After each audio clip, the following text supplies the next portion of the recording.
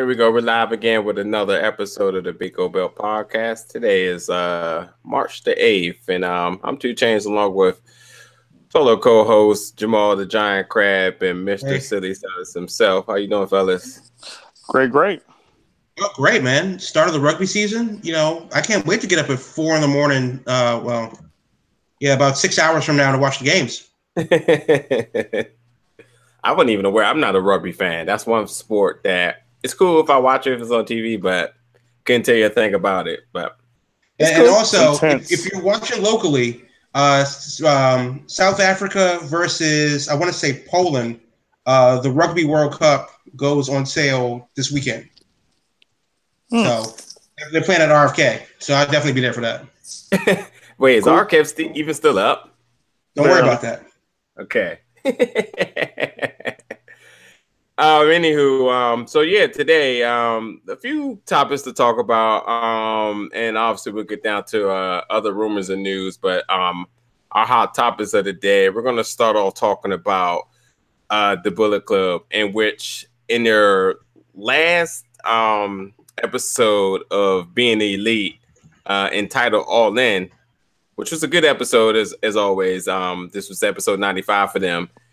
They finally got to the point where they announced where their all-in event was going to be. And obviously the rumors for a while has been, was it going to be between LA and was it going to be between Chicago? But ultimately they landed their location, which is Chicago. But is it Chicago? Because it's where? Hoffman Estates, Illinois. The beautiful scenic suburban countryside of Hoffman Estates, Illinois. It's about 45 minutes outside of downtown Chicago. Right. Unless there's traffic on the Stevenson, then that's over an hour. That's no lie. I had my dose of Chicago traffic visiting there one time, and I also had an Uber driver who decided that he was never going to take his car out of first gear, so that was amazing as well too. Also, that was my first time also doing an Uber pool, and that was also very interesting. So, but nonetheless, Chicago's a great town when it comes down to independent wrestling and just wrestling itself, because just a good fan base, surrounded by tons of promotions. So downtown Chicago, 45 minutes out of Chicago, I think they really do have a good opportunity to nail their mark, in which this arena seats about 10,000. So obviously for anybody who just been under a rock for a while, I believe Dave Meltzer was the one who challenged them, saying they wouldn't be able to sell out a 10,000 crowd arena. Excuse me, that was the bet. The arena holds 11,000. More from they were just talking about Ring of Honor. And I don't remember how the actual conversation came up, but I thought they were like, Ring of Honor is killing it, and they're selling out 2,500, 3,000 seats. And they're like, well, we could do that. Hell, we could do more than that. And I think that's how it got started. Okay. Yeah, I mean, nonetheless, it was sort of like a bet, like, yeah, we can do it. And again, I meant to say that the arena holds 11,000. I think the bet or the premise was around 10,000 nonetheless. So the Bullet Club is completely financing their own super show, and it's going down September 1st. But let me ask you this: did they say how much the tickets were worth? Even though they're financing their own show, do you know how much the tickets are selling? Even though they're expecting a venue of 10,000, it's like $20 per head. They haven't announced prices yet. Tickets not on sale. But here's the thing. This is what this conversation is going to be about. They pulled the trigger. And I think it's very ironic, considering that they've been really good in marketing. I mean, from all the merch, from all the lawsuits that was looming, they figured out how to turn what could have been ugly situations around to revenue. And I think they actually looked at the fact that Ring of Honor's main event for Supercard of Honor, which is going to be WrestleMania weekend, has sold the most of any Ring of Honor show in history, considering that main event will be Cody versus Kenny Omega, the heads of the Bullet Club. And I think it's I think with great confidence, they look at that and they say, you know what? If that's our two guys and they're able to sell that many tickets on a WrestleMania weekend with a weekend with many competition of promotions all over the place, why couldn't we do that? Why wouldn't we be able to do that on our own dedicated weekend in Chicago, a good town, using the same stars plus more, and they haven't even announced half the people they're going to have in it yet, and hit it on the mark. I mean, considering that and thinking about analytics, they have to have a great deal of confidence knowing they could do this. Well, true. I think the biggest thing, of course, and it's been really smart the way they've been playing this the whole time. Everything's been coinciding with the YouTube show, actual New Japan events, and actual Ring of Honor events.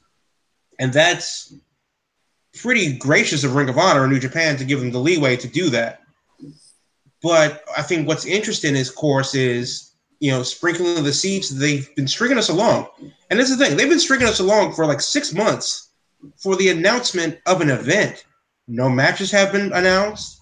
No seating, no pricing information have been announced. No travel packages have been announced. The only thing that we know is that it's going to be a building a good smooth hour outside of Chicago. So there's a lot that we still don't know. And honestly, when it comes down to it, it's September 1st, which is Labor Day weekend, which is the last big summer holiday in the U.S. It's put up or shut up. A lot of people are traveling around that time. A lot of people make Labor Day plans for that reason. Are they actually going to show up in Chicago is the burning question right now, not knowing what anything about the event is. Right. If you are a Young Bucks fan and live in a Ring of Honor city, you may not need to fly to Chicago because you've seen them already. If you're a Young Bucks fan in Southern California, you may not need to see them already because they regularly attend PWG events. So, and Chicago is a big ROH town, as well as Milwaukee and outside of Minneapolis, and Indianapolis is too. So, do we need to be all in? So, another question I want to throw at you, since you're throwing a lot of neighboring cities, give me an idea of different means of commute of getting there. Besides, obviously saying I'm going to Chicago and then I'm gonna drive 45 minutes out. So what are other ways of getting there? I mean, to Chicago, to the location of the event. Considering it's 45 minutes out, and I know you've done a lot of traveling in that immediate area. Well, not in that immediate area. Like if you're familiar with Chicagoland, this thing is 20 miles, like a half an hour past O'Hare. Okay. It's like 20 minutes past Schaumburg. So as far as the location specifically, it's not the most favorable for those that are traveling into town.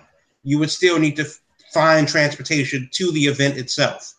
Public transportation is going to be hard to come by, and Uber and Lyft surge prices can be stupid ridiculous at times.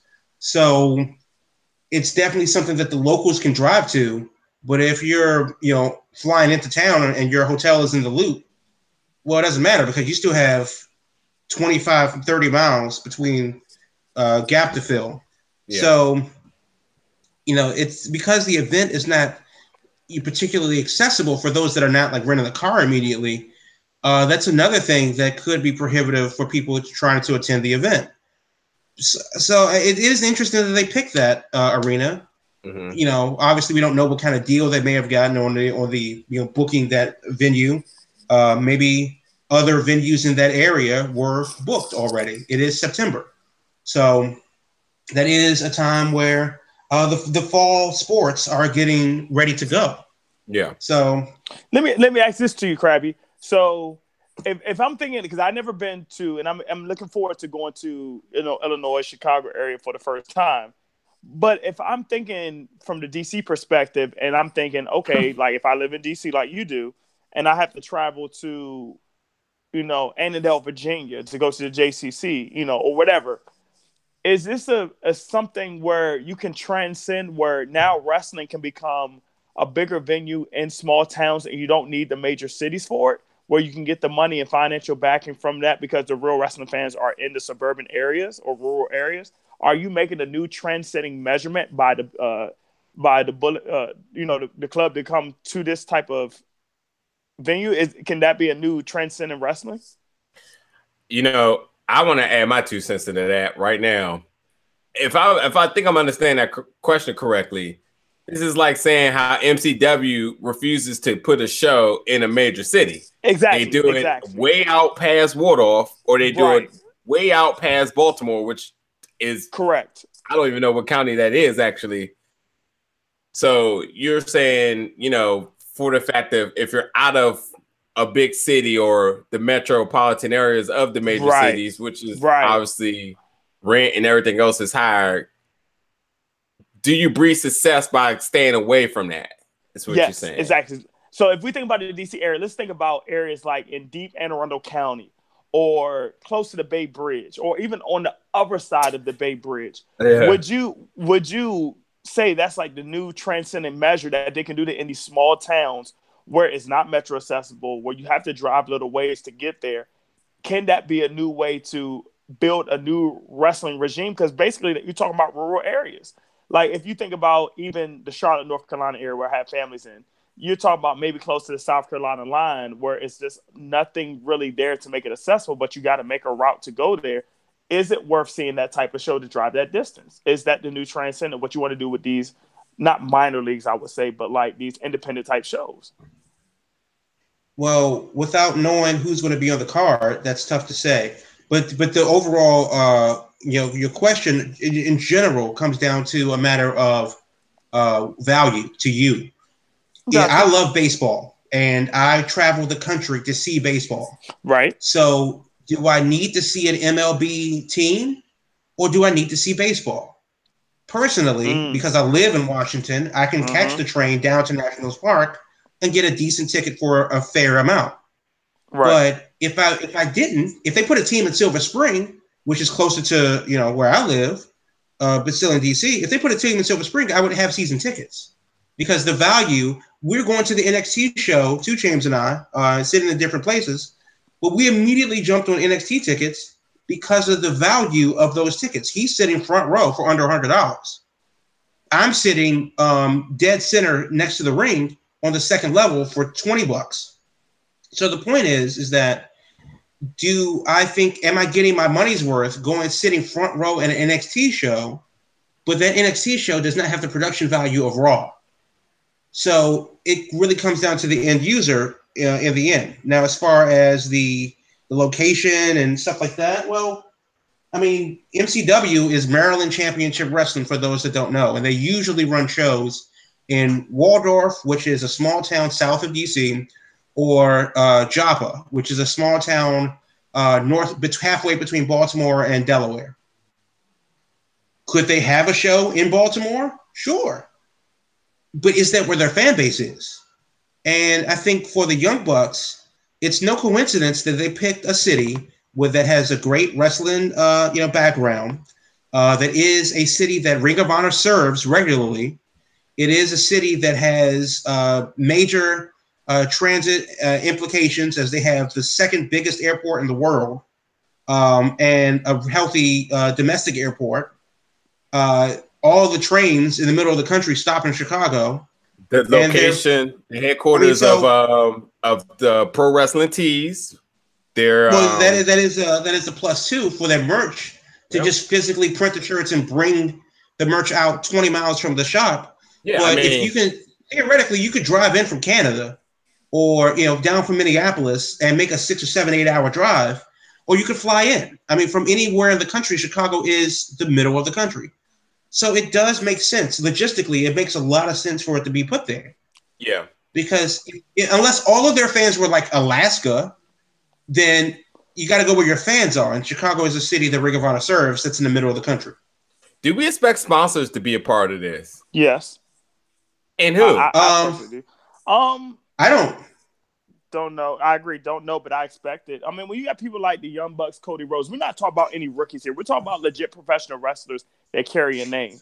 I expect some type of sponsorship to come along with it, regardless of what it may be. Not sure what it will be yet, but I expect it. Well, I think with the show being self-financed, keyword self, I think the sponsorships are going to be fairly limited. Obviously, we're not going to see like Pepsi, or Mountain Dew sponsor the show or anything like that. But the grab of the show is that the Young Bucks and Cody and the Elite are putting this on, so it's their show for us. But don't forget that the sponsorships can even come in matches too. Like you might have just some type of not random, but some type of sponsorship just for a match, even though it's not for the whole show. Sort of like what we do for Nova Pro Wrestling. I think my point is though, real quick, my point is that think of the way they branded everything now. They've done everything almost exclusively through their YouTube channel. The Young Bucks, their father produces almost all of their music exclusively for their YouTube channel. So they have music. They have an outlet that has traction. They have the venue. Do they need sponsors? Obviously, if somebody's willing to give them money to do things, that's great. But the point is that I think they want to do it themselves. That's why everybody's all in. That's why I think that ticket sales, picking a 10,000 seat venue isn't just a random number. I think that's a cost-effective metric that they're looking into. Do you think that's a big part of why Stephen Amell is part of this too, considering that he has a good financial backing, maybe some support from the CW with this as well? Well, I mean, maybe, but realistically, we haven't heard of whatever character he plays, and I forget it. Whatever that is. I mean, he's wrestled a match with them. Sure, but he hasn't wrestled on behalf of the CW. He's wrestled as Steve from Toronto. Yeah, I mean, I get that. And he's Cody's friend. So right. Which that's still a thing that Cody's been on Arrow and maybe the Flash, I think too. So I don't see why CW wouldn't give a blessing here to say, or some type of want to get involved for any form of publicity. However, though, which is a really interesting thing, is what do we do about the promotion? Since this will be a live show, do we expect for this to be streamed live or something, or no video on demand, or what are we expecting here? I think realistically, if I were them, I would not stream it live because I think that devalues the product. You don't know what you're going to get from your first time. So I think it creates an extra special commodity when the only people that can see it as it happens are the 10,000. There's no sense of urgency to be there if, that Wrestle Kingdom is going to be a thing, and you know that it's going to be at 2 a.m. But you know that you don't have to wake up at 2 a.m. to see it. You should, because you want to watch it live. You want to live tweet with your friends and all that good stuff. But realistically, it's on DVR. So how important is it now? And I think if they're trying to fill seats, and again, remember, the point of this thing was to get a building that holds 10,000 seats to let everyone know that they're all in. So I think they're emphasizing the fact that you need to be there live. You need to be there in Chicago, get your tickets and whatever you need to do, and make preparations to be in Chicago Labor Day weekend. And I think anything other than that, I would argue that it devalues the product, that we don't know what it is yet, technically. Fair point. So, arena holds 11,000. What do you feel is the measure of success here? I think anything other than 90% sold. But I think you can call it a sellout because StubHub and third market ticket sellers are a thing. So we don't know how many actual butts will be in the seat. How many times have WWE sold out, but it was 80% full? There were entire sections missing. So the Redskins, the racist ass football team here in Washington, have been sold out for 35 years, but not really. So that will, of course, be interesting as well. But I really think that they've done everything correct so far. The only thing that they need to do is start building matches. And because it doesn't matter, I could be all in, but if you're going to give me, 50-year-old Val Venus versus 60-year-old Glacier as the main event, then I'm not all in for that. And obviously the whole dissolving of the Bullet Club and that deal and all that good stuff. The question is, if you're Ring of Honor or New Japan, do you let anything big happen there for them that should happen on their television? Yeah. Because if you're New Japan, you have an opportunity to cash in on this thing, and maybe you stream it live for them in Japan. But if you're Ring of Honor and you know that All In's going to be a thing, do you let a major storyline happen within the Bullet Club for a house show, basically? Yeah. You think and that's going to be interesting to see how that goes. Who else do you think we see on this show? Obviously announced now is Tessa Blanchard, Stephen Amell, and then the American side of the Bullet Club. Yeah, I think Bullet Club West obviously shows up. That's the point of this thing. Yeah. Blanchard makes sense. I think Joey Ryan and we're not Candice LeRae, obviously, but Joey Ryan's I think he's gonna play a part in it as well. Yeah. They're based in Chicago, and the Midwest is a hotbed of local federations. So may see some IWA guys, may see some freelance wrestling guys from Chicago. We see Flip Gordon probably too. Do we see anybody like a big name, like maybe? And I hate to be so cliche, but any like Chicago people like CM Punk? They lobby for him, but I doubt it. Okay, I doubt it. I mean, this is self-financed, so if you're pulling a big name, then they're gonna want to get something big out of it, But I will say this though. I think with confidence we see Chris Jericho.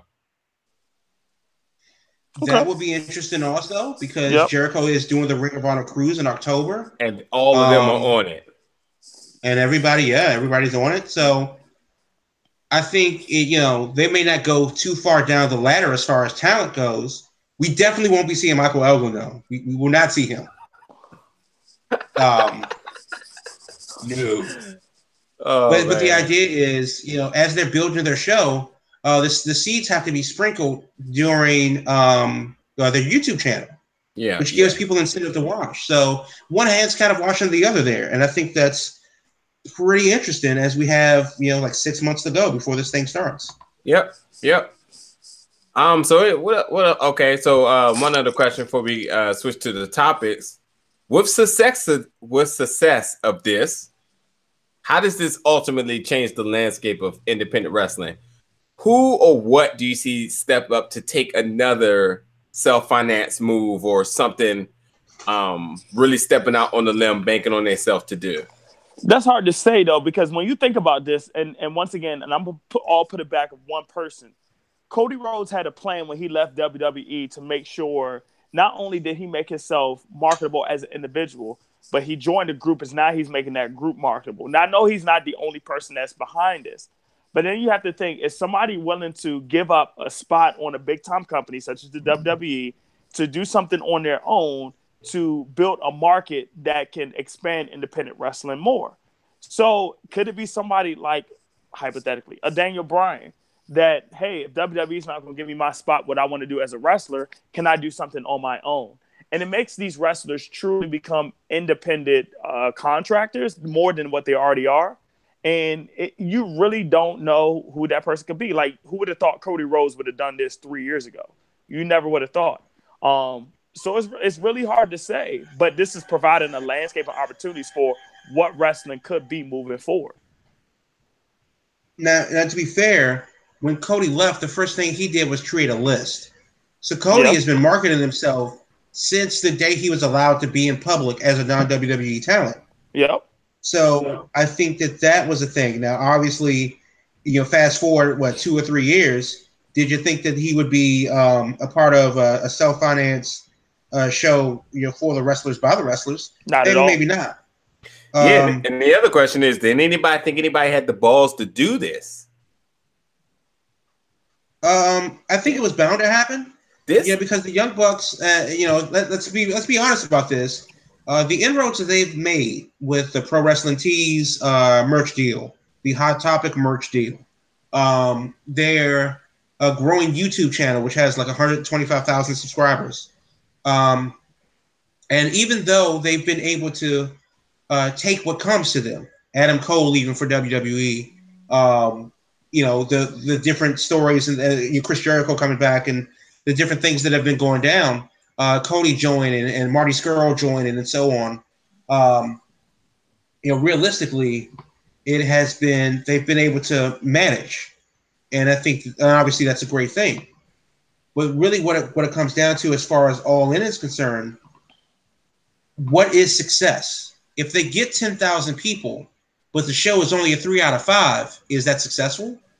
If they get 6,000 people because of inclement weather, but the show is a 10, is that successful? So it's really hard to say. And honestly, it's not like the independent scene is dying. It's better than it's ever been, arguably. And, maybe, they can take it. They can only go up from here. Yeah. And they know who their people are. They know what their friends are, and they know that they can do the work. That's never really been the issue. But really, the only thing that they can't control is whether people are actually going to show up. I will say this. They'll make an exclusive Bullet Club shirt only to be purchased at that event. It will sell out. It will sell out without a doubt. They've done it before. They've had that Dave Meltzer 6-star shirt that Kenny Omega had on sale for like a hot second, completely sold out, never to be seen again. They'll do that, and yeah, this is good marketing. I think they'll do it. And I think Impact's going to have to look themselves in the mirror and say, what are we going to do? What's that now? I don't even know what that is anymore. They're still being creative. I will say that I'm very intrigued about this Impact versus Lucha Underground. I think that will make some noise down Mania weekend. Mm-hmm. They've obviously have taken a step. I was going to say back, but I will say forward with Twitch, which has become very popular. They've really good numbers for them before. And immediately after them being on TV.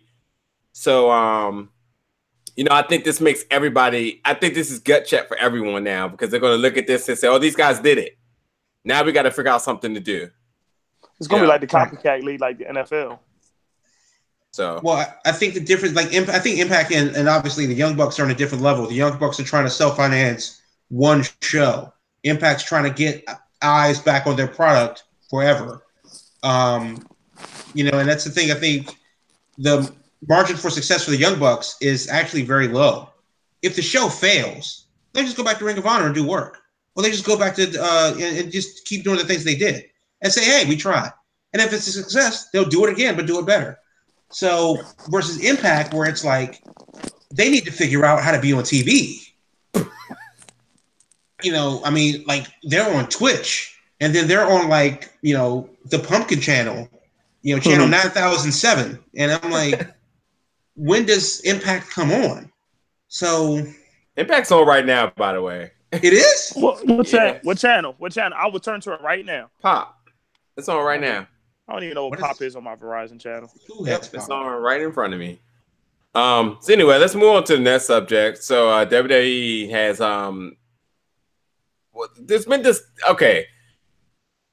been a lot of chatter about WWE introducing new belts, maybe redesigning belts, just belt talks in general. Nonetheless, over this week, a new belt has been announced in NXT, which is going to be the North American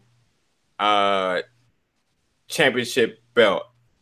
I want to make sure I quoted that right. I know it's North American. I think it's North American Championship belt, which will debut at NXT TakeOver New Orleans in a 5-way match, I believe. I'm gonna check all this all over again. 1 second. And then there's been rumors going on that 205 Live will be debuting a tag team division with tag team belts. So this conversation that we're going to talk about now is, is more belts a good thing? How should it be used? The 205 Live thing, if it is to come about, would that actually bring more attention to the division? And just anything else we got to bring to this. So I'll start off with you because you made a comment last week about actually introducing a new belt. So with that being said, what is your vision on this? So I mean, with this vision, honestly, for a smaller show like NXT, you don't need to overload yourself with too many belts. And granted, I think the gimmick of what they're trying to do in introducing this belt, I understand. But I would like to introduce it for a number one contender, because if you do this, what you're going to do is you're going to dilute your NXT product, where you're going to have a mid-card to a mid-card. And what I mean by that is, if you have a mid-card belt on a mid-card show, it's going to be such a longer time for that mid-card player to become a full-time, big-time shot on main-time programming like a Raw SmackDown. And it just seems like, for example, think of a Bobby Roode, think of the Shinsuke Nakamura. They were the top guys they were in NXT, but as soon as they got on their main shows, even Samoa Joe, they have been nothing more than a mid-card spot that cannot get over. And that's the reason not fair. why, because Joe's been hurt. But even though Joe's been hurt, when Joe was healthy, he still wasn't going beyond a certain point. Like, and he that was got bad his Brock timing Lesnar. because Braun Strowman came up.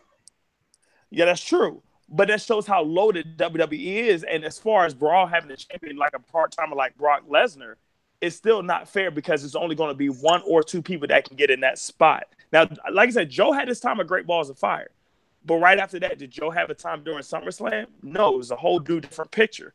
So basically, you're spending like all this time to build up Joe for one spot that was never fully achieved. And now he's going to have to go back to the mid-card where he's facing like Seth Rollins. And now you see them competing for the IC title.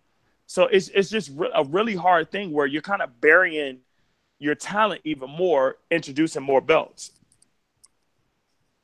I don't think you're necessarily burying talent, but I do generally agree with what you're saying.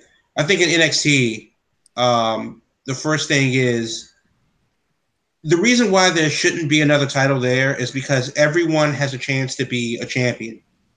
Everyone to get a shot at least, because a guy like Sami Zayn, a guy like Adrian Neville, a guy like Bo Dallas.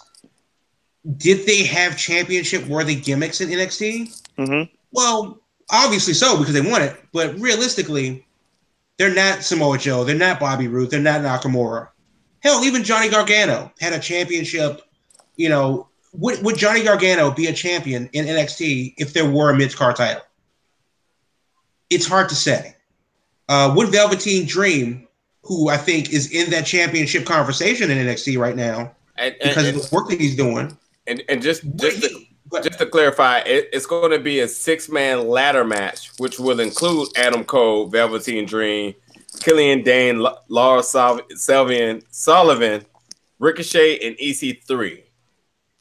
And again, it's the North American Championship. Right. But my point is that that's a that should be an NXT championship match. So I'm not convinced that a North American Championship in NXT should go to your top stars. But do they have anybody in NXT that's not a top star? So with that being said, since it is happening, how would you like it to be handled then, or what do you think is the method of handling it? Considering that everybody that's named are top stars, without a doubt, they can definitely be in the picture. For the NXT Championship, which that match will be Aleister Black versus Andrade Cien Almas. So, what does that mean? What does this extra belt mean to you as far as like how you project for it to be used? Honestly, I think this belt is only for one person and one person only, and that's EC3. And the reason why you want to do that is because you want to rebuild him for what he did in Impact Wrestling. Rebuild him back to what you want him to be in WWE and build him up to be that next mega superstar. I think Ricochet's too small if you talk about being on 205 Live. I think Velveteen Dream is not the spotlight for him because I feel like he can do it on his own without a title.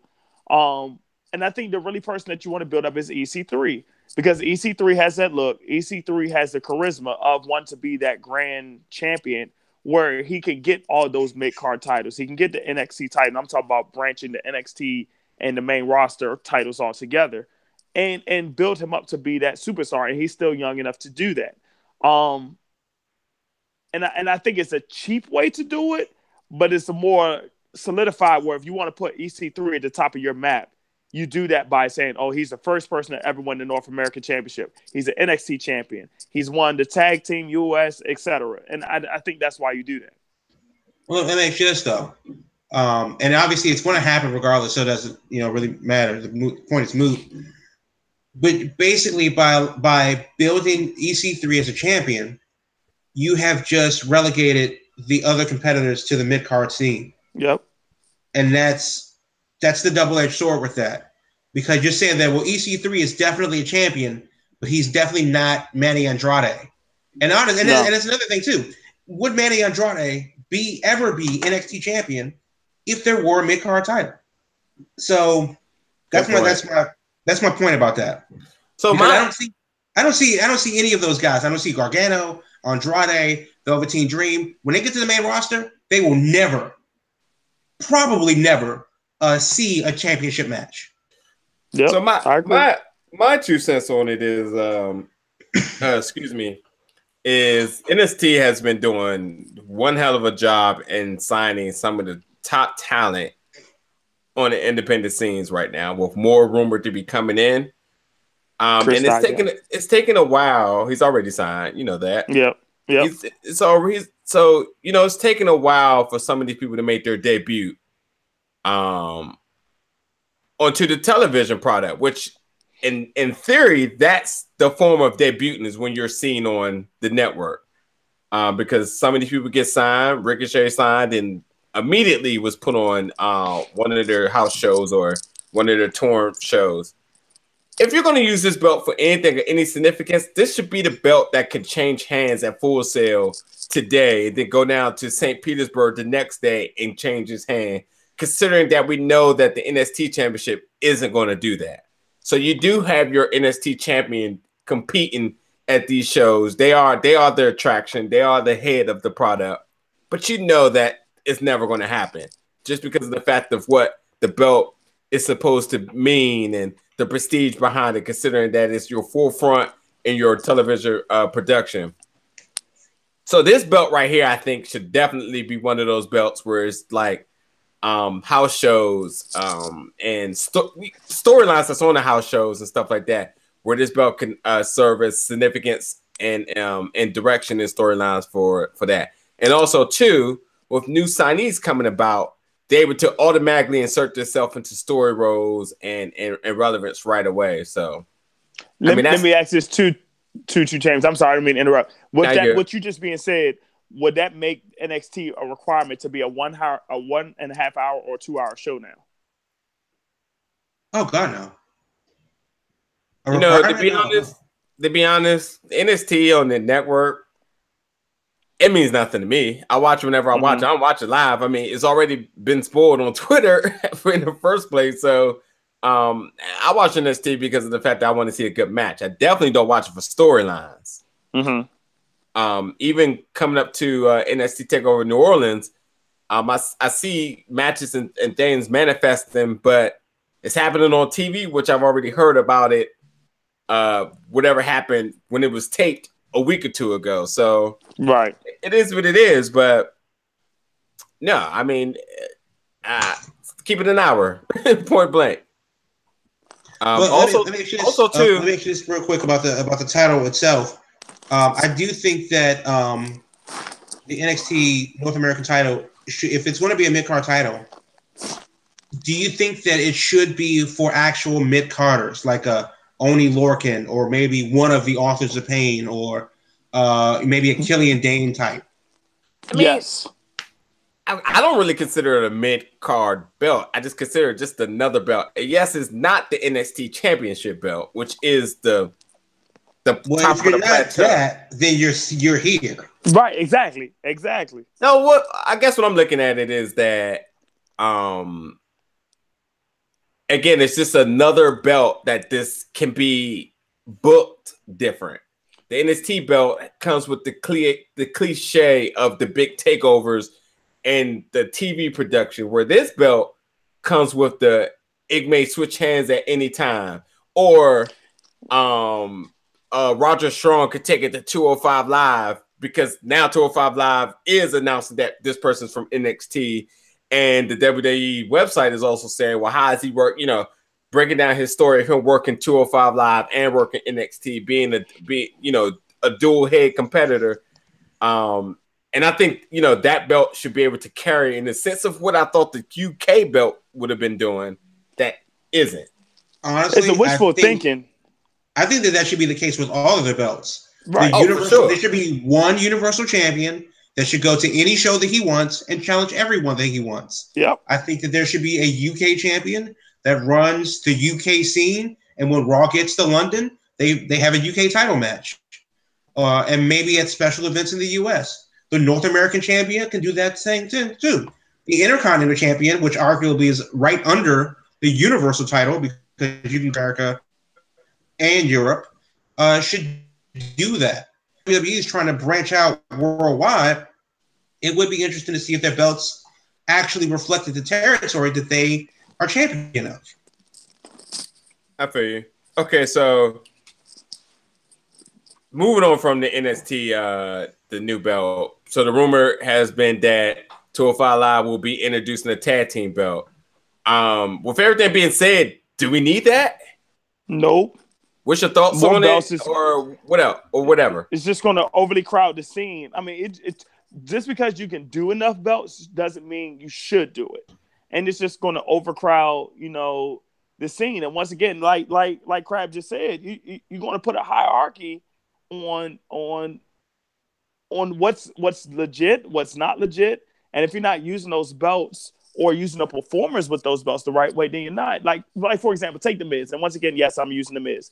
The Miz is great, but The Miz will always be locked in that mid card having that IC title if he has it, and is always revolved around it. Now Roman Reigns had it, but you see he got rid of it to go right back to Brock.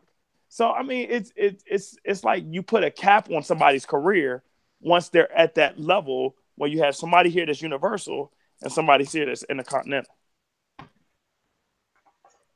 My 2 cents is... Well, I want to agree with that, but we think are some of the greatest intercontinental champions of all time. Does that put them at a different level than like a Roman Reigns, who's like a 4-time heavyweight champion? Okay, well, you just saying that. Think Roman Reigns. I think that's not necessarily fair. Goldberg, one of the best U.S. champions of all time in WCW. Does that put him up there with Ric Flair? No, I don't think that's a fair comparison. So history's got a lot to say about that. My whole thing is 205 Live need anything to get more excitement for them. I mean, at live shows, people are leaving because we know the talent is there, without a doubt. The new regime seems to be bringing more interest. It's surely not paying off dividends. At live shows. Apparently, it's doing better views on the network, but a tag team division, so that you look at people who lost in this tournament. You're like, now what? Buddy Murphy just got introduced to 205 Live. He lost to Mustafa Ali, and it's just like, dang, he got momentum with the debut. Now what's up for him? So, considering building a tag team division gives a lot of purpose to people who aren't doing anything. And also, too, like, you got people like, oh, we don't have anything to do with the Lucha House Party dudes, Grand Metalik and what's his name? So we're going to let them work a match with 2 people that's going to job against them? I mean, they deserve better than that. So I guess, in other words, you put the championship belts there, and you serve as another secondary purpose for that division. Well, let me ask you this, and I'll get to the tweet in a second, but they've brought back the Dusty Rhodes Classic in NXT. Should there be another Cruiserweight Classic for 205 Live? Yes, because the Cruiserweight Classic had success. Not 1 year has the Dusty Rhodes Classic been any bit of successful to me. True. I don't think it's done its job ever in either showcase. Besides Johnny Gargano and Tommaso Ciampa are the only ones in the fact of introducing either new tag teams or tag teams who haven't given the spotlight to put them on a showcase to display what they can do to elevate them above and beyond. Other than that, no one. Because TM61 right now is a hot box full of talent that still hasn't been given the platform they deserve. I'll say this. I know I have to get ready to go soon. I'll say this. I don't think you need another classic or anything like that unless, like you kind of mentioned 2 Chainz, if you're building that classic for building a standard of what you want those wrestlers to be once you sign them. Because in the Cruiserweight Classic, what do we have? About 10 people really that we can count on our hands that we really remember. The rest of them were not signed or just a one-time experience. Now, if this is something where it's like a one-time event where you don't expect these guys to get signed, but it's just a WWE wrestling event that's hosting all of these independent wrestlers, that's one thing. But if you're expecting these classics to move into a different foundation of what you want them to build as WWE superstars, then I don't need another one of those, because if you only take 20 to 30% of your roster or that classic to be on your roster to actually do something, to me, that's a bad ratio. That's a waste of time because you'll never see these wrestlers again on a WWE program. Well, on the contrary, the Classic wasn't supposed to be a field of people that were going to sign. It was a display of talent from all over the world. Gotcha. Everyone who participated in the Mae Young Classic or the Cruiserweight Classic can now officially say that they were contestants in it, which also ultimately helps in bookings, publicity, and recognition. Sure. So I would rather them do that than be local talent that gets squashed by Nia Jax. Still get paid. Okay, let me ask you this before you go real quick. Yes, sir. Remember King of the Ring? And remember how King of the Ring for that month, and I want to say it was June, all of June, they built up to King of the Ring. They had qualifying matches, they had storylines and all that good stuff. Yes. Why not take the month of August on 205 Live and just make the 4 shows that you get a week on 205 Live your tournament where the winner faces the champion? And then they can go with the storylines. That makes perfect sense. Right. So I'm saying, like, I don't let the spirit of the Classic leave, because you still have to have qualifying matches, and then you have the Cruiserweight Classic itself, which could be a pay-per-view. That was 2 nights. I agree totally. And I wish they went back to that formula that they did in the Attitude Era, but it seems like they got away with that, especially when like William Regal won his King of the Ring and other components, where it was more of a storyline gimmick more than a wrestling showcase. Yeah, and one would argue that King of the Ring, we saw what it did for Steve Austin. King Booker, the best king ever. Best king ever. Yeah. One of my favorites. So, I mean, like, there are definitely storyline implications, but the point is, instead of just having guys go out and do, their spots or whatever, and maybe half-ass storylines and all that good stuff, the King of the Ring like Cruiserweight tournament could definitely be, and of course the champion is, the champion. Right. If the champion loses, we have a new champion at the end of the month. Right. Let's get to that tweet before we complete this topic. So SES Scoops tweeted out that WWE could be introducing a Cruiserweight Tag Team title after WrestleMania. Hurricane Helms responded to that by saying, "Hey, might I suggest a Trios Championship, which is a 6-man tag team championship for 205 Live. You already have 2 sets of tag team champions on SmackDown and Raw and NXT. Let them do something differently." I agree. Silas? I agree. And you say it all the time, 2 Chainz. WWE loves their 3s. I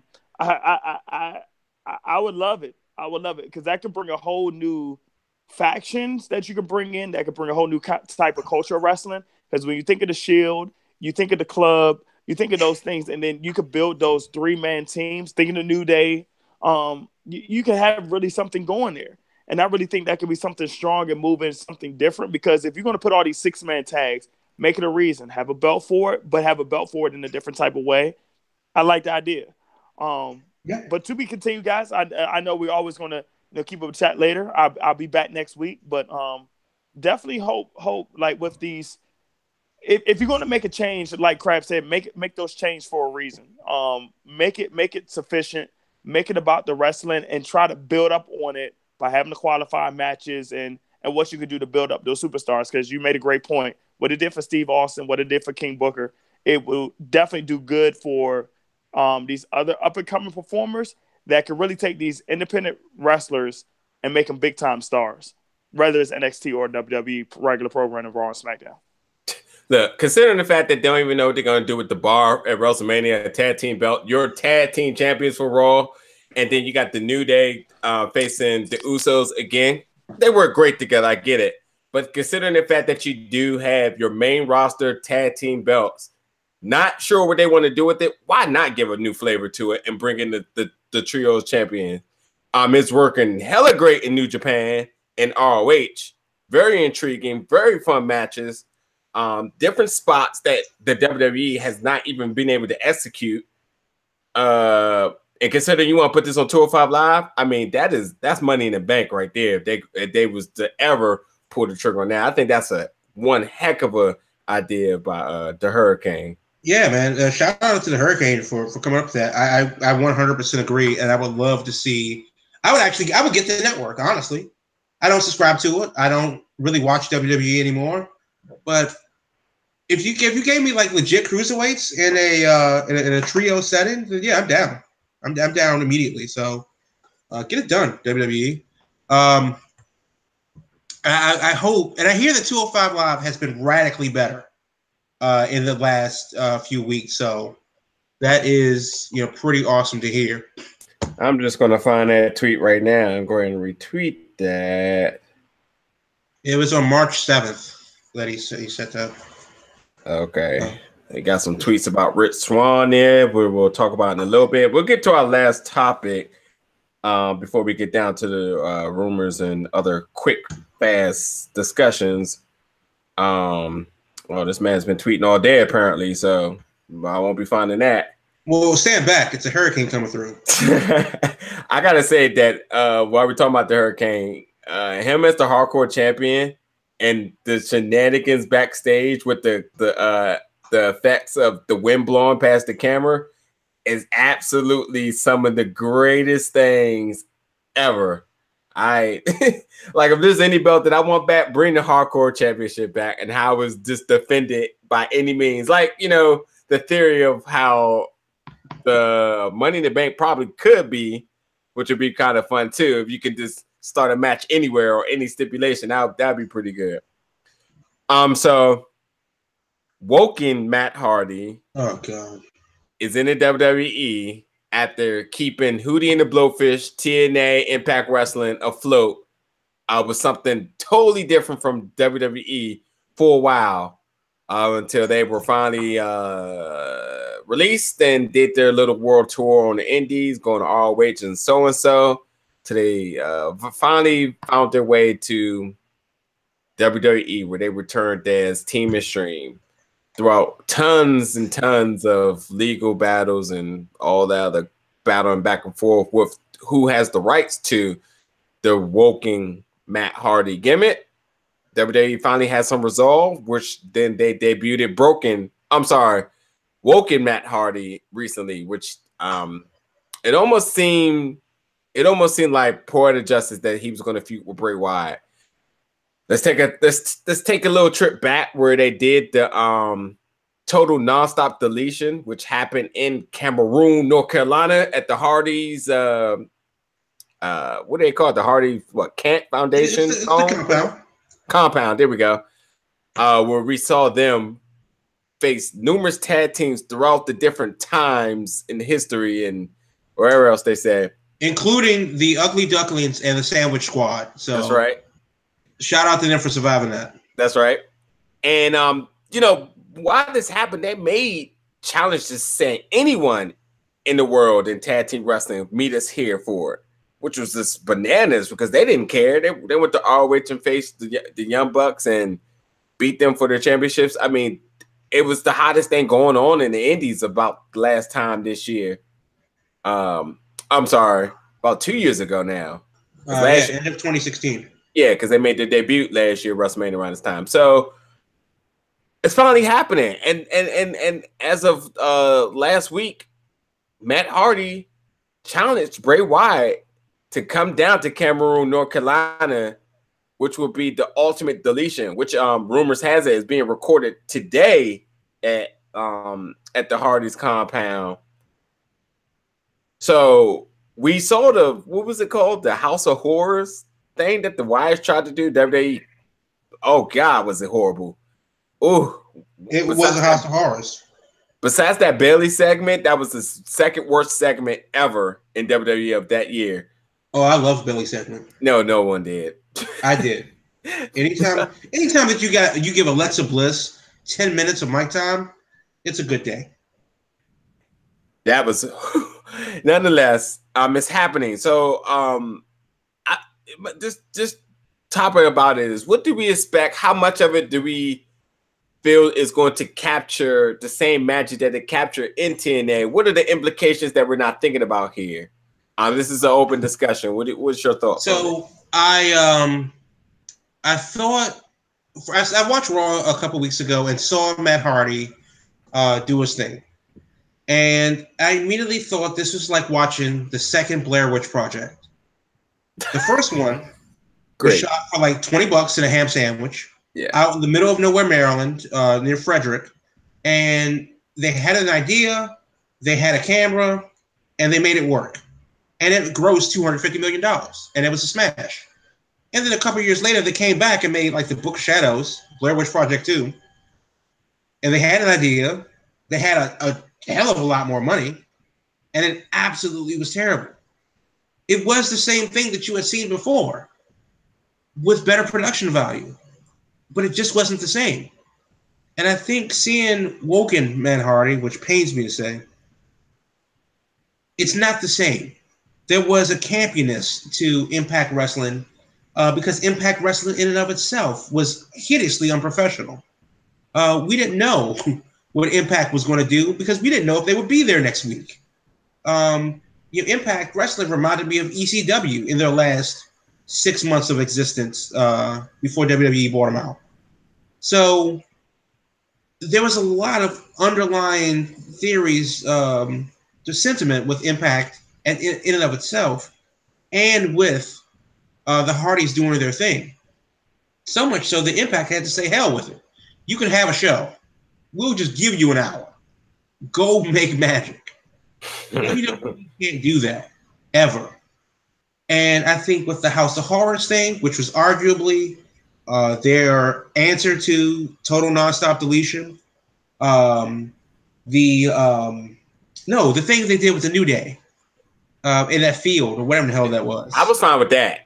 That wasn't as good as it should have been, considering that was their response to Total Nonstop Deletion. Wait. Well, you're bringing up a lot of good things. Let's take one step back real quick. You're saying that they're not going to be WWE's not going to be able to do that, and you said because of the fact that TNA sort of say, hey, we want you to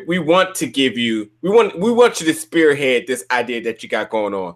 So do you think this is a creative thing, or this is more of a like, hey, I'm a ball on a budget type of thing? What is the method of why TNA was able to Impact was able to capture the magic with it? And I mean, obviously, you can state the obvious if you feel like it had to do with the hardest creative or whatever. But why do you feel like the first try worked, and then now when you have WWE backing, production, probably more money in the bank to play with, that you feel like it's not going to happen now?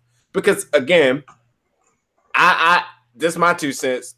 The House of Horrors thing was dangerously a ripoff of what they wanted to do from Total Nonstop Deletion. They traded likely.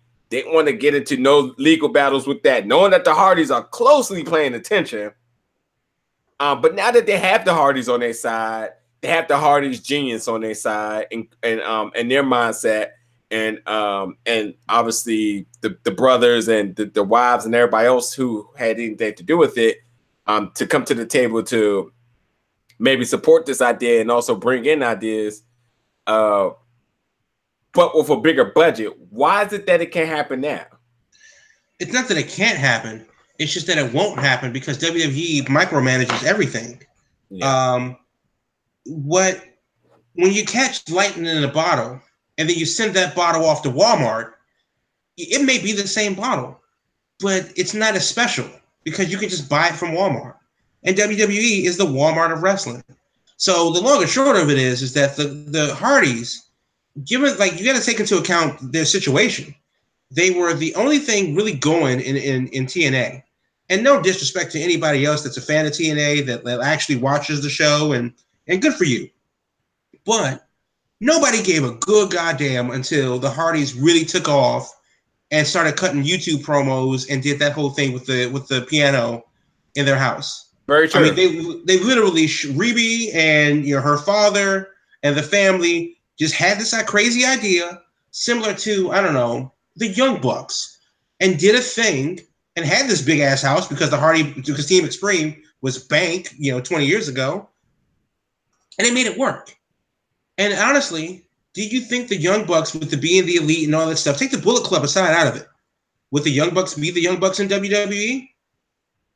Probably not, because I don't think that they would be given the creative freedom to do whatever they damn well pleased. I think you've seen a side of Cody Rhodes. Cody Rhodes is the best Lex Luthor I've seen on television since the mid-90s. No argument there. No argument there. But that role that he's playing and that, villainous, manipulating, type of thing that he's playing, he hasn't been able to do that even as a heel in WWE. Yeah. Even as, with the mask on and all that good stuff. Let's not talk about Stardust. But let's not talk about that. But the idea is that it's the creative control, and WWE has an idea and they have a narrative, and you have to go out and perform their narrative. They want to give you the run sheet, but you've got to go out there and do what they say, which may work or it may not work. Because if you have Bray Wyatt in a House of Horrors match on paper, that sounds very interesting. And then what we got was a projection of cockroaches. Now, okay. Now let's oh God. Now let's think about this a little bit deeper. The Total Nonstop Deletion was a tag team thing. Now that this is a one-on-one you versus me type of thing. Wasn't it tag team Apocalypto?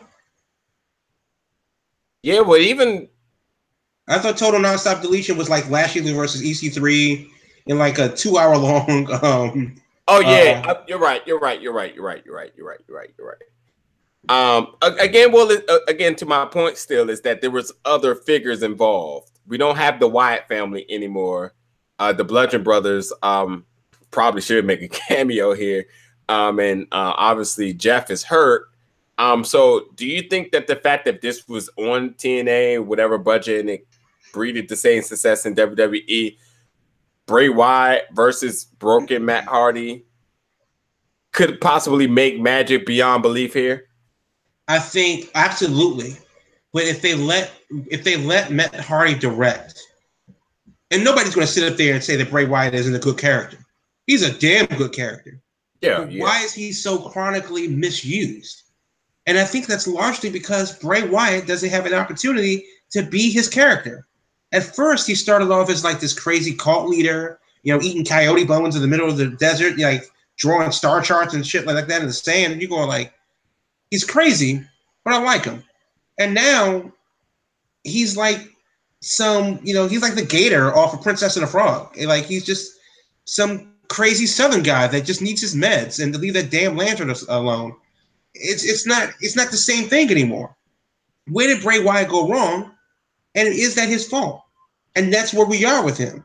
And I think with Matt Hardy, the fact that he's woken and all that good stuff, okay, fine. Let's see where it goes. And where has it gone? He hasn't been able to cut the promos of the pre-tape promos with the special effects that he does on YouTube. But the problem is there's a campiness there that the Hardys have. That's purposefully bad. Nobody likes the tag team Apocalypto because it's a 5-star match, a wrestling match. They like it because Ricky Morton got shot out of a goddamn volcano. So true. Well, I don't know. This is definitely one of those things where let's just wait and see. Not equally excited as I was for tag team Apocalypto, where I knew it was going to be great. Hopefully, considering that this is shot off campus of WWE's land in the shot on Matt Hardy, on the Hardy's compound, on their ground, on their property, that they will have a lot to say and influence on this, considering that his wife will be right there, his kids, his drone has been resurrected.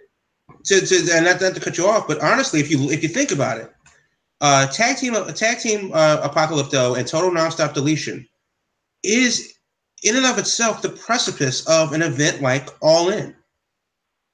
Not to say that the Young Bucks are stealing anything. No, absolutely not.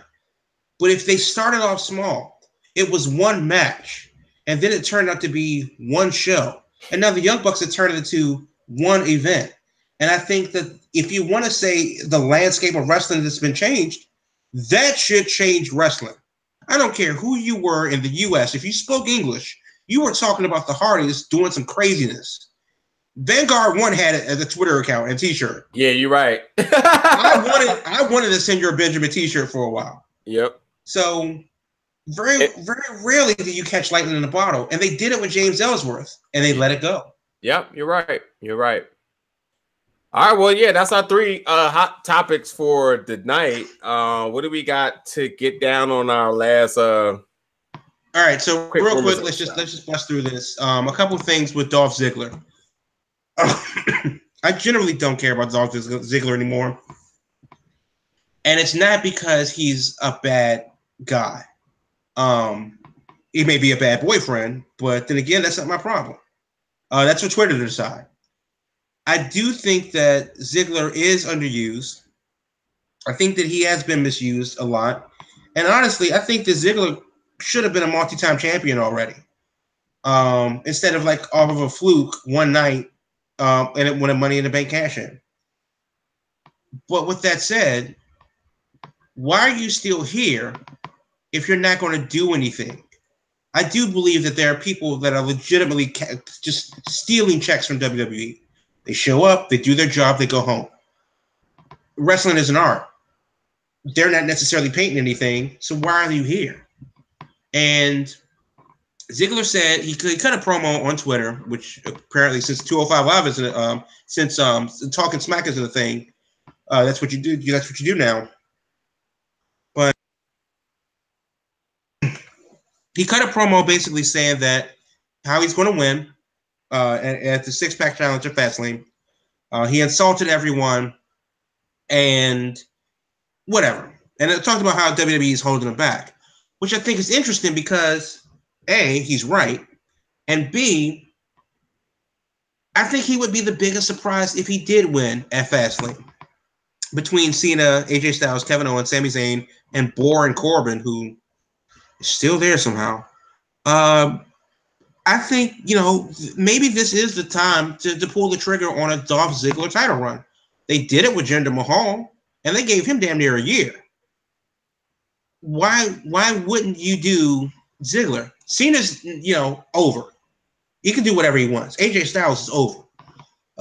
Sammy and Kevin, that's a thing that will always reinvent itself. Baron Corbin should never be champion ever. But why not Ziggler and why not now? So I don't know. I mean, I would like to think that that this would be the case. One other thing that I saw that was interesting, he did an interview with Isaac Wenzel. It's called All Things Wrestling Radio. And he said, and I quote, "I will say that I really begged and pleaded for a couple months to be off the television show because no matter how good I am or what I'm up to, it seems that 99 times out of 100 I would lose. I didn't think that I deserved to be on a TV show if I was someone that was losing every night, so I asked to be taken off. I was hoping this was maybe for 6 months or a year, and it ended up being 4 weeks. Let me ask you this. I think that Ziggler's right to be asked to be taken off if he's not going to, they really have anything for him. But WWE has fired people for not having any work for him. They literally fired James Ellsworth for that reason. Why do you think Ziggler's still in WWE? I don't know. I read this article earlier, and it makes sense. Sympathize for him for a little bit, but I don't know. I mean, he's a good worker. He's been pretty safe. He hasn't been hurt. Arguably still one of the biggest pops in WWE history in the night he cashed in Money in the Bank. Maybe there's bigger plans for him. I heard he got that big lucrative contract, so there's something with that, but I don't know. Maybe they see HBK 2.0 in him like we teased him about for years before. So, maybe that's it, So I agree with you. I really do hope for the best for Ziggler because he's actually, I think he's actually gotten the short end of the stick sometimes. Rich Swann, son of Baltimore, your favorite city. What were you doing at 3 this morning? And my second, just about to enter REM sleep. So right. So Rich Swann was up at 3 a.m. and he said, after all the bookings I've taken, I'm so scared that if I step in the ring, but I can't wait. LOL. But after they're done, THERE, because Baltimore, I will be retiring. Thank you for taking the chance on my name. And then about 3.5 hours later, at 6:45 in the morning, he says, damn, I lost the dream job. Well, even though I'm going to be blown up as fuck, I can't wait to wrestle again. Now, there's two things with this. A, Rich Swann is either his Twitter got hacked, or B, he's pulling a Shannon Sharp and he's on that Black and Miles and yak hard. Yeah. It's just on that Baltimore water. Once you drink that Inner Harbor water one time, man, you just start mutating. Your hair get like that, and you say all types of crazy stuff. So I see no wrong here. But I will say this, though. Seriously, if there's a lot of mentors all over the world for every scenario, he need to go talk to someone, because if you ain't been charged for anything, you're feeling guilt, and obviously he got into a Twitter battle with some other person for whatever reason. Why? I guess Swann threw a subtweet and somebody instantly knew it was about him. Yeah, you can't be worried about that stuff, man. Like you got into a situation, you handle it, or you guys handle it the way you handle it. The law got involved. You guys got to quit it. You guys are still together. You're comfortable in your skin. You can't be scared to make your money now. The world doesn't end for you. So the whole retirement thing, you can't, a lot of times when people threaten retirement too early in their career, especially in their prime, people start to wonder, is there other things going on? So, you don't help yourself by making those type of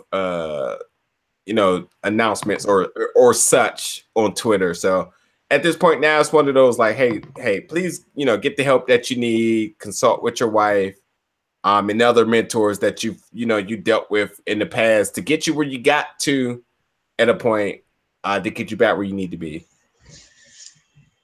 Okay, let's switch gears real quick and move on to some more NXT news. Yes, it has been reported that they did release Abby Lath, also known as Kimberly, on the indie circuit, and Sage Beckett, and that does happen. I think that as a wrestler, once you move into an organization, they have a setup. They have it's part of a team, and if you can't play for that team, then you need to find a new one. So, selfishly, hopefully this brings Kimberly back to this area on the indie scene sooner than later. Yes. So that definitely needs to happen. Unfortunately, it won't be this weekend at the all-women's Nova Pro show, which we'll definitely talk about in a second. But as far as NXT goes, they're already talking about Velveteen Dream and Ricochet starting the program together. EC3 has rumored to make his debut for NXT in a big way. We still haven't seen Dijak. We still haven't seen Leo Rush. And that's been, I'm going to say, about a good 4 or 5 months since we heard that they went going down to Florida. Do you think that NXT is getting too crowded?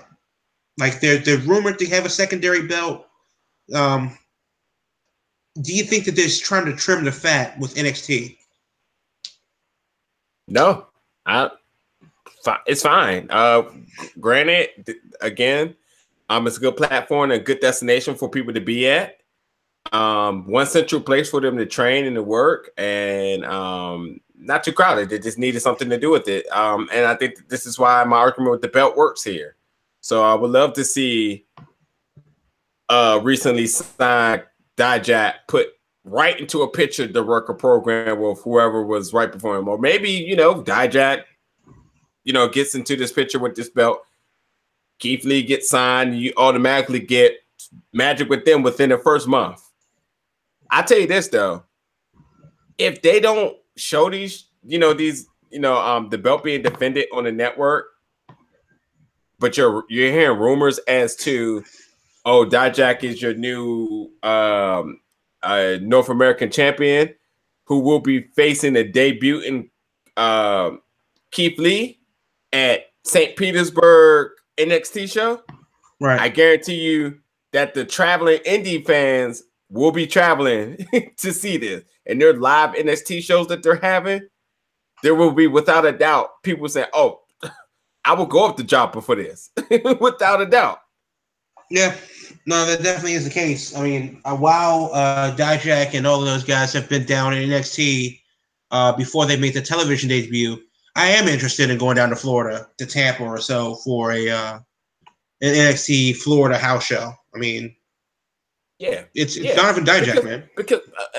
Because we know Full Sail gets the live show, and because it brings you the most fully, it gives you the whole experience of an NXT show when you go to Full Sail. But if you go to like Lakeland, maybe you make it half the people, even though it's like an hour drive for them. You make it half the people to come up from the Orlando area, you know. So it's just the whole fact that if you do have the belt that has a purpose, who is creating storylines and automatically inserting for debuting people and other people to get involved, it's good. It's good revenue for me.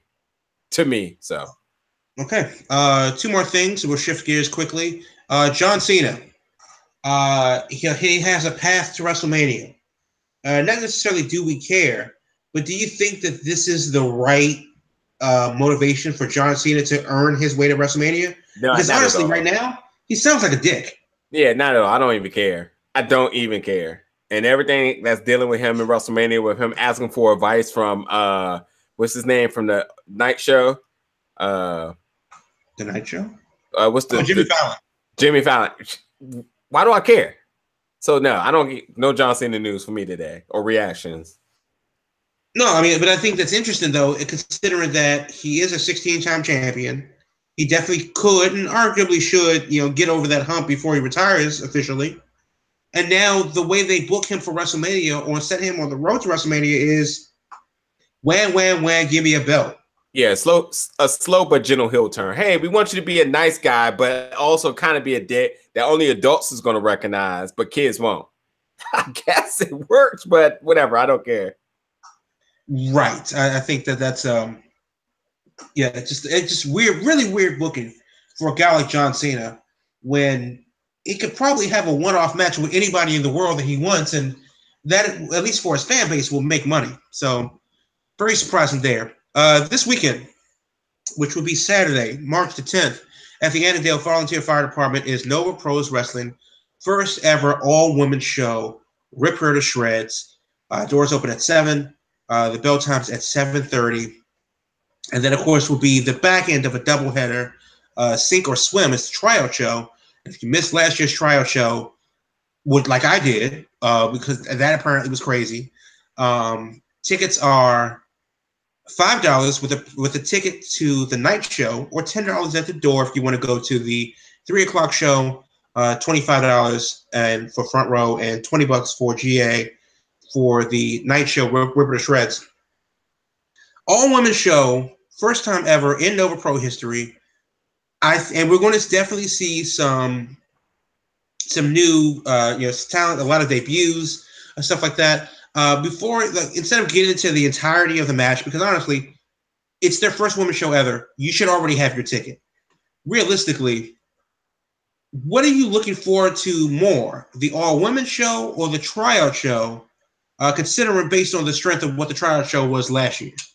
Obviously, we'll talk more about this over the weekend, but the trial show, considering that the fact that I know there's going to be talent that's going to come from out of this child show that will be riding the Nova Pro wave for the rest of the year. We got tons of names from last year, and if it's to do any bit of resemblance of that, you get big names and big names and people you get accustomed to and grow with that will end up being a household name throughout the whole year. The tryout show has definitely been a proven ground of sorts, and a lot of names, an Alley Cat, Sugar Dunkerton, Jean Lebon. It's a lot of great names have come out of the tryout show, so that's great. Last thing, May 18th and 19th at Korakuen Hall in Tokyo, Japan. Starts of the Best of the Super Juniors tournament for New Japan 2018. I don't know how to feel about that because they usually start at about 3 a.m. But yeah, that's going to be a thing. And also Fire Pro Wrestling, if you're a fan of that, the old school wrestling game, Fire Pro Wrestling World is coming out for PlayStation 4 this summer. And both of those were announced in Japan back in January at the Fan Fiesta. So a lot of New Japan news will be coming up in the next month or two. And of course, we'll have to keep you updated with the news on the Make It Sound Classic, which is happening also in May 12th, I believe. So a lot of tidbits being sprinkled out that will set up your late spring into early summer. But yeah, that's the news for this week. Yep, and that's pretty much the episode for tonight. So again, a lot of other stuff coming. We got a lot of work to do this weekend. So expect to hear from us tomorrow. Expect to hear from us on Saturday. Again, check us out every Thursday, 8 p.m. Eastern Standard Time, live on YouTube, or you can catch this podcast on your SoundCloud, and you get all this information by stepping over to the website at BigGoBellGroup.com. So for everyone who's listening tonight, thank you for listening. We will catch you guys next time. Go Bunnies.